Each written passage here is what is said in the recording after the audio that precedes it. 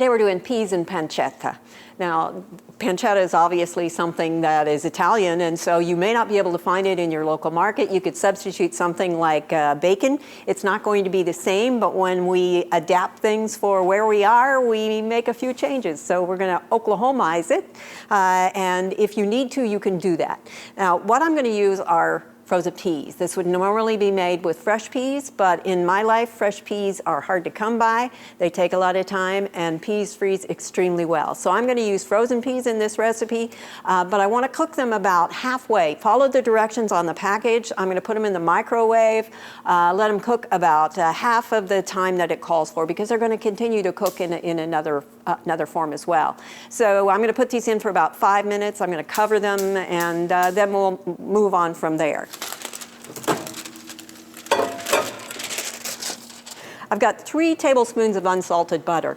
Now, this is a recipe that is normally originated in Italy, and so they use more fat in some of their cooking than we do in ours. So 3 tablespoons of butter sounds like a lot for a U.S. dish, and we're actually going to add to it a little bit. What we find in some of those places, though, is while they use a lot of fat in the foods they cook, they don't eat a lot of convenience products or snack foods that have a lot of fat added to them. So they actually end up getting less in their diet in some cases than we do, even though we use less at meals. So I've added about 3.5 ounces, anywhere between 2 to 3.5 ounces of pancetta to the pan, and we're going to cook them over really low heat.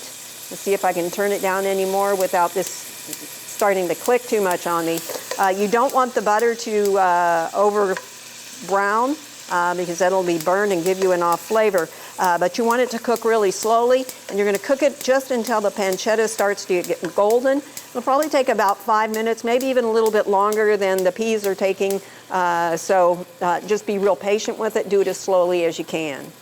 You notice that we didn't have very many ingredients in here because all of these ingredients on their own are providing a lot of flavor. The peas have been cooked down. They're about halfway cooked. And so I'm just going to drain them and add them to our pan with our beautiful looking pancetta. Stir these together. Let everything get warmed up. Let the flavors blend. So 2 to 3 minutes, and this is going to be ready for your plate. This one is great. Now, it's not bacon, so you didn't want to get it all crispy like bacon will do. I did cut it in small strips so that it would cook and be able for everyone to get bites.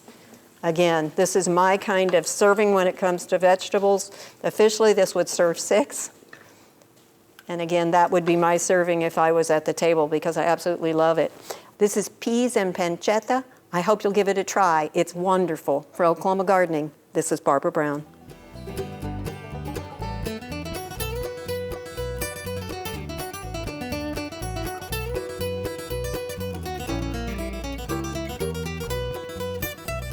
Hope you enjoyed this video. It's part of our Oklahoma Gardening YouTube channel. You can also find even more videos on our OK Gardening Classics YouTube channel.